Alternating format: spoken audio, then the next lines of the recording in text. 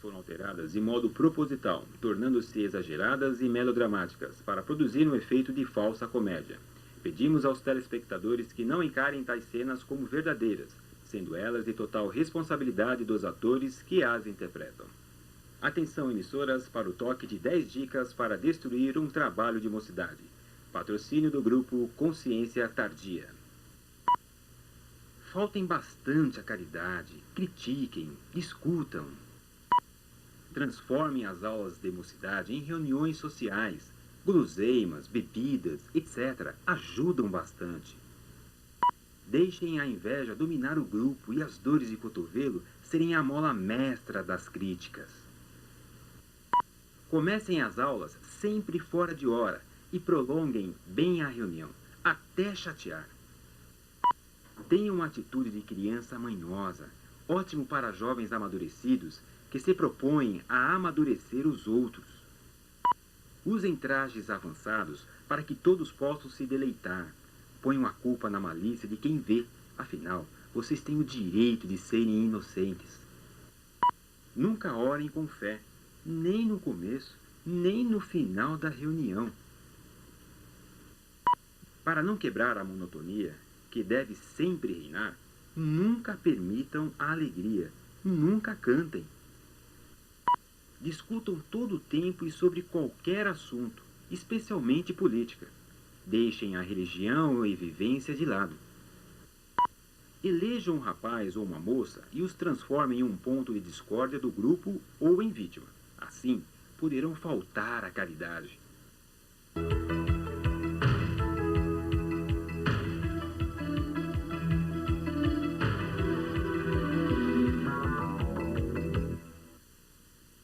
Bom dia! Está no ar o nosso programa Mocidade em Debate. E aqui à mesa nós trouxemos 3 comentaristas. Número 1, número 2 e o número 3. Nós vamos discutir o papel dos líderes do movimento espírita e também vamos falar sobre as turmas de mocidade, como que é na cabeça dos adolescentes hoje em dia. Para isso, nós trouxemos 2 convidados. O primeiro, o Vanderlei Júnior, que é um dirigente de mocidade. E o segundo é um aluno, o Capistrano Barata. Todos eles vão nos ajudar e vamos começar o debate daqui a pouco. E você aí em casa pode participar também. Você pode mandar um e-mail para o nosso endereço eletrônico, que está passando agora, por aqui, ou você pode acessar a nossa página na internet. E agora nós vamos ver as imagens da semana, ou mais constrangedora. Cena número 1. O dirigente, sem consciência da importância da sua tarefa, assedia a sua aluna mais bonita. Cena número 2. Expositor está dando aula sem motivação e contagia os alunos com seu estado de espírito. Cena número 3. Nem o expositor e muito menos o dirigente estudaram a aula. Bom, vamos fazer uma enquete. Qual das 3 imagens você acha mais constrangedora? Comentação, por favor. Não, isso é uma vergonha isso. E você, comentarista 2? É comigo? Veja bem, a paciência é amarga, mas seu fruto é doce. Jean-Jacques Rousseau. E você, comentarista 3, o que você acha? São todas lamentáveis. Bom, vamos agora chamar o nosso repórter Edgar Bezerra, que vai falar sobre os conceitos básicos, só que agora é sério. Obrigado, Samantha. Nós estamos aqui com o nosso amigo Eduardo Miyashiro. O Eduardo é diretor-geral da Aliança Espírita Evangélica e nós vamos estar entrevistando ele agora. Eduardo, por favor, fale para nós, primeiramente, o que é a Aliança Espírita Evangélica. Bom, a Aliança Espírita Evangélica é um ideal de vivência do Espiritismo no seu aspecto religioso, mas um ideal abstrato e material pode ser traduzido de uma forma prática. Ele, no caso da Aliança, ele é traduzido como um programa de realizações, de atividades, de estudos, que reforçam justamente o aspecto da evangelização, o aspecto da vivência do Evangelho, buscando a melhoria, o aperfeiçoamento espiritual do ser humano e, enfim, da humanidade. Então, estes programas têm se mostrado úteis, bastante efetivos na vida de centenas de instituições espíritas. Essas instituições, os centros espíritas que adotam o programa da Aliança, nós os chamamos de grupos integrados. Nós hoje temos cerca de 200 grupos integrados, a maioria deles no Brasil, mas também em alguns outros países, que adotam o programa, que tem, na verdade, 5 aspectos, ou melhor, 5 programas em que eles podem se expressar. A Escola de Aprendizes do Evangelho, a assistência espiritual nos moldes padronizados, o curso de médiuns, a evangelização infantil e a mocidade espírita. Na verdade, a prática desses 5 programas, ela permite que os grupos, os centros espíritas que concordam, que os abraçam como proposta de trabalho, possam levar de uma forma intensa e prática a vivência do Evangelho para todas as faixas de idade, para vários aspectos da expressão do trabalho espírita. Então, a Aliança, ela não é, na verdade, um movimento federativo. Ela é um movimento de união de várias casas espíritas em torno de um programa comum de trabalho e atividade. Agora, falando mais especificamente sobre mocidade, como que dentro do programa da Aliança está inserida a proposta de mocidade? Eu imagino que para falar sobre isso, é interessante nós pensarmos na história do movimento espírita e da mocidade espírita nesse contexto. No século XIX veio ao mundo a doutrina espírita pelas mãos de Allan Kardec, nosso codificador, e no Brasil a doutrina espírita desenvolveu-se rapidamente, ainda em fins do século XIX, a atividade na então capital Rio de Janeiro, através de Dr. Bezerra de Menezes, como uma liderança que trouxe um crescimento positivo ao espiritismo. E depois, na virada do século XX, embora muitos trabalhadores de vulto deixaram grandes realizações, o trabalho coletivo mesmo nos parece que sofreu uma redução de velocidade. Então nós vimos um centro espírita típico no início do século XX, nos anos 20, anos 30, era basicamente constituído por frequentadores mais velhos, pessoas sofridas na vida, que enfrentaram muitas dificuldades e a quem a mensagem do Consolador Prometido era bem-vinda. Também pessoas que se interessavam pelo aspecto científico ou pelo aspecto filosófico, pessoas já pesquisadores, sábios, pensadores, portanto pessoas mais velhas. Mas a massa populacional não tinha esse perfil. A grande quantidade de crianças e de jovens da população brasileira estava fora do centro espírita, por algum motivo, que foi habilmente percebido por um trabalhador inesquecível, Leopoldo Machado, espírita de Nova Iguaçu, que sentiu, como educador, como responsável por um colégio de cunho espírita, que havia uma mensagem importante para a população jovem.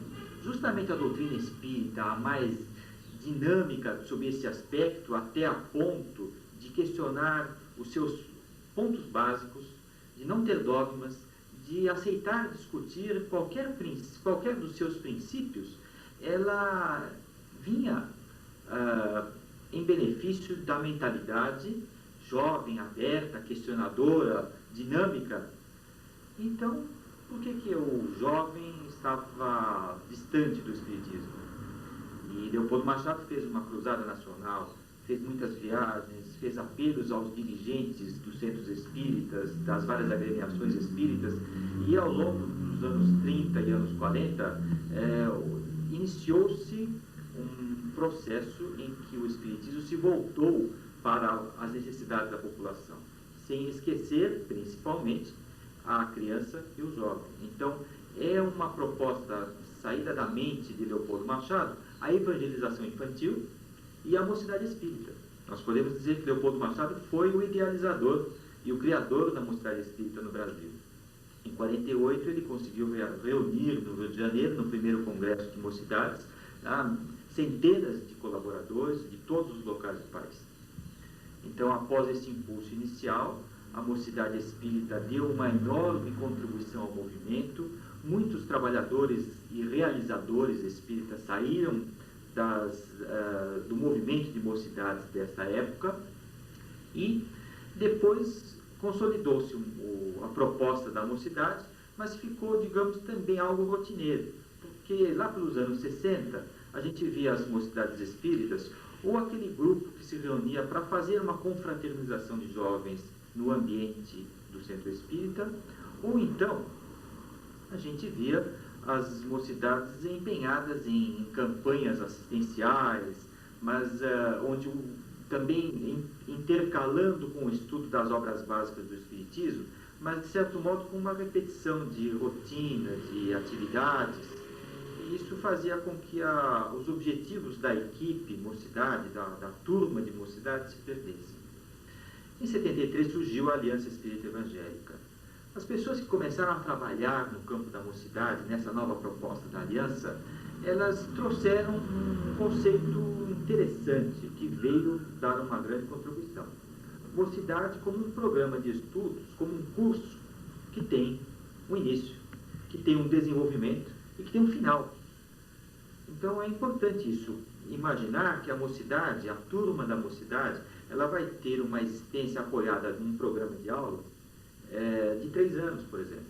Então, a primeira aula, você tem definido qual é o tema da aula, e a 100ª aula também.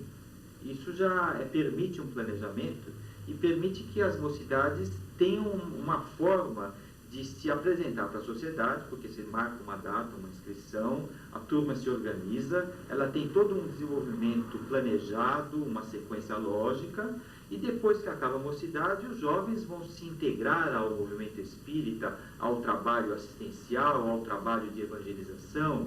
Então, existe um mundo de tarefas que os aguardam, e a mocidade cumpriu esse papel da vida dos jovens, de acrescentar algo de positivo, um caminho de evangelização.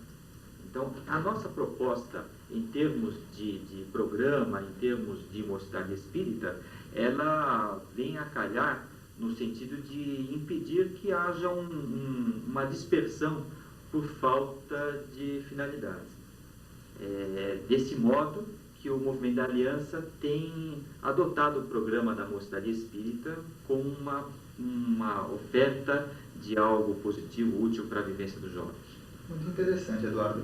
Agora explica para nós, por favor, e para os nossos telespectadores, como um centro espírita que já possui mocidade, ou até mesmo uma casa que ainda não possui mocidade, como ele pode fazer para conseguir um apoio para realizar esse feito de manter sua mocidade, ou então de construir um grupo de jovens? A Aliança Espírita Evangélica está organizada de uma maneira simples. Esses 200 grupos estão distribuídos no momento, 13 regionais, por aproximação geográfica, né? Isso permite que haja um trabalho de apoio. Então, essas regionais têm uma equipe de coordenação que auxilia os grupos a implantarem os diversos programas. Nós falamos da Escola de Aprendiz, do curso de médios, a Mocidade Espírita. Então, nessa equipe de coordenação, sempre há algumas pessoas de cada área. Essas pessoas estão habilitadas a visitar os grupos que solicitarem um apoio, a auxiliar, a apresentar o programa, mostrar como é que ele pode ser planejado, como é que ele pode ser realizado. Então, o passo essencial seria encontrar a equipe de coordenação da regional responsável pela área onde o centro se encontra. A Secretaria da Aliança Espírita Evangélica pode indicar os nomes, os telefones das pessoas responsáveis por cada uma das regionais da Aliança, dando, enfim, as informações necessárias para encontrar as pessoas que têm condições de ajudar em cada caso. Eduardo, muito obrigado pela sua entrevista. Samantha, é com você. E vamos agora dar uma pausa para os nossos comerciais e daqui a pouco a gente volta com o programa Mocidade em Debate. Até já! Conceitos básicos. O que é a Aliança Espírita Evangélica? A aliança é um ideal de vivência, baseado em um programa de trabalho que visa promover o espiritismo no seu aspecto religioso. Como se estrutura? O que é a Mocidade Espírita? A Mocidade Espírita é um curso de espiritismo para jovens. É também um departamento do Centro Espírita dedicado à juventude. Dar ao jovem uma formação moral e intelectual que seja a base sólida sobre a qual ele construirá sua vida e onde encontrará forças para enfrentar a si mesmo e ao mundo. Preparar o jovem a assumir uma posição participativa dentro da doutrina espírita e do grupo a que se filia. Enfim, torná-lo um trabalhador consciente. Mocidade. Breve histórico.